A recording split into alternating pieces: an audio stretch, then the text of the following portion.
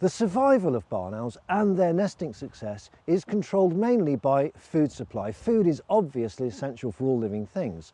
This is rough grassland. This is really thick, dense, spongy, rough grass. And this is the perfect habitat for the field vole, which is the barn owl's main prey. Whole fields of rough grass like this one are actually really unusual because most fields are grazed by cattle or sheep. So where else are we going to find rough grassland? Well, if we look at the east of England, those big drainage ditches, the sides are often rough grass and full of field voles. In arable landscapes, you might have what's called a field margin, and hopefully this will be managed as really long, rough grass. And that could be a brilliant area for barn owls to find their food.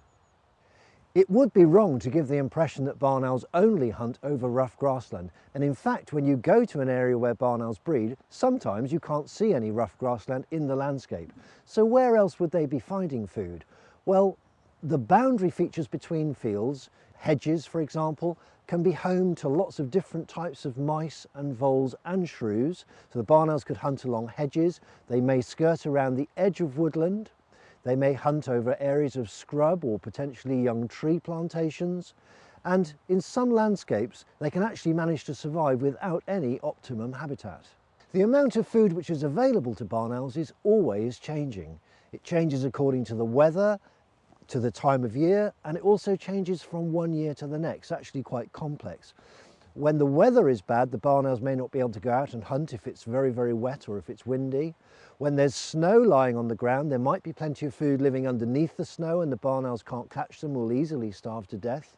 There's also that change in the time of year. So small mammals breed in the spring and the summer and they die in the autumn and the winter. So there's more food in the late summer than there is in the late winter. Actually, the ways in which food supply is constantly changing is actually very complex, but the key thing to understand is that food supply controls barn owl survival and barn owl nesting success.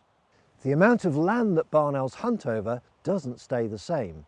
When they're breeding, the food they catch has to be carried back to the nest and there's much more food around, so they tend to use a small area, perhaps 1 kilometre radius. In the winter, there's much less food and they don't have to carry it back to the nest, so they use a much bigger area and can easily forage up to 5 kilometres from their former nesting site. If you want to know more, take a look around the website.